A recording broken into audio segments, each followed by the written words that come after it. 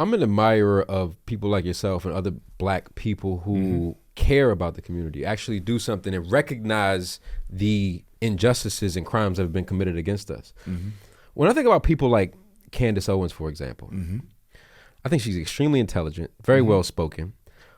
But if she looks into the mirror, I mean, if Candace Owens doesn't look into the mirror, I don't think she would know what color she was. I would think if she looked into the mirror, she would think, if she didn't look into the mirror, she would think that she was white.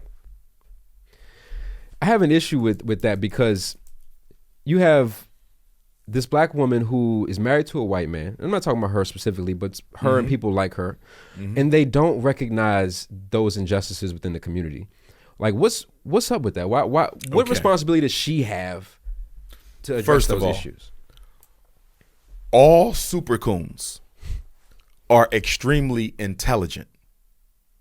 You have to be a super-coon. The problem is you're not loyal and you're not politically wise. Because wisdom, if you had integrity, you would never go against your community. So Candace Owens has no integrity. Jesse Lee Peterson, Supreme Court Justice Clarence Thomas, the Charles Barkleys of the world, they don't have integrity, but they're very intelligent. She made a decision that aligning myself with conservative white power and racism is going to benefit me over the long haul than aligning myself with black folks. Because there's no black woman out here cooning for the conservative white power base. If I become the lone coon, I will get rich, I will get wealthy, and I will get famous. And because black people don't hold anybody accountable, I don't have to worry about any retribution from my community. Candace Owens is very intelligent, right? But she's a super-coon. She knows what she's doing, and she's doing it well. But here's what I would say to Candace Owens, Jesse Lee Peterson, Supreme Court Justice Clarence Thomas. White people don't like black people who tend to forget you're not one of them. I can promise you this. I don't know when it's going to happen. And a few of them may escape it, but most of them won't.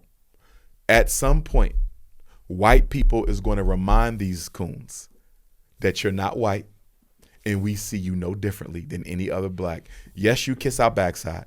Yes, you parrot our talking points. Yes, you intentionally and consistently go against your community for our agenda. But at the end of the day, being white is a privilege, and you're not one of us.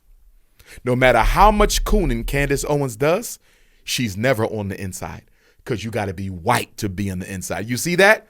No matter how much cooning Clarence Thomas does, you're never on the inside. You can only be an admirer, a supporter, a flunky, an agent, a functionary, a mule, but you can never be Caucasian.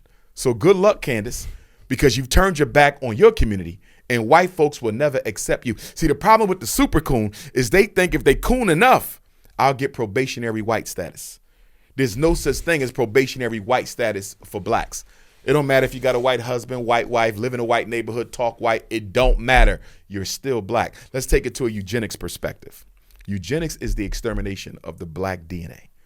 Complete eradication of the Negro species forever. It don't matter if you're a coon or not. Because as long as there's a black gene, the white gene is at risk.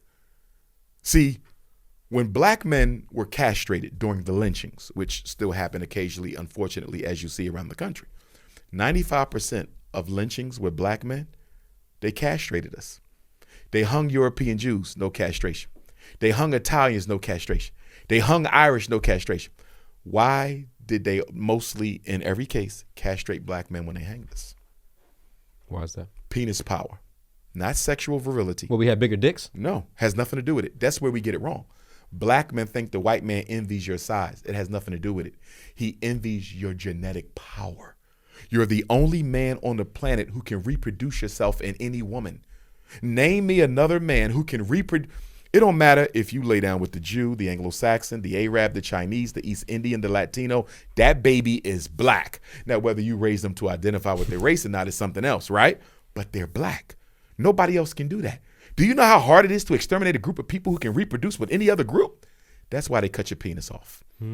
Because the penis represents your genetic superiority over the slave master, and he hates you for it. This is why when the white slave master's wife had sex with the black man, she got pregnant. She had to go get a back alley abortion. Because when that baby come out, no way is it passing for your husband's. Black DNA is too strong. You follow me? You rarely see a black child, mixed race, who you can't tell is black. Once in a while you get some, right? But mostly you see something, hair, nose, that lets you know that child black over there. Right. They hate us for that genetic superiority that God blessed us with. Is that why white people have issues having babies? White men? That's what I heard. Well, yes, partly. Right now in America, 25 of the 50 states have a declining white birth rate. More white people are dying than being born in 25 of the 50 states. There are medical papers out there that suggest, due to the recessive DNA of the Caucasian, they will have trouble reproducing. And there is some qualitative data to back that up. Some people would argue that the reason why Thomas Jefferson and George Washington had so many babies with the black women is because their wives kept miscarrying. We do know that Caucasian women, more than any other group, take fertility meds. They take more fertility meds than any other group, and they'll have multiple children at the same time. So if the question is, do Caucasians have trouble reproducing as well as other groups? Hands down, they do. Hands down, they do. In fact, one of the reasons I think we see so many black women being kidnapped is not only for sex trafficking, it's for organ harvesting, and it's also for mitochondrial DNA research. The black woman is the only woman with the Eve gene, the gene of the original human being, the mother of all creation. Every black woman carries it, the mitochondrial DNA. The white power structure of America wants to isolate the mitochondrial DNA of the black woman and see if they can surgically give it to the white woman so they can jumpstart their species again.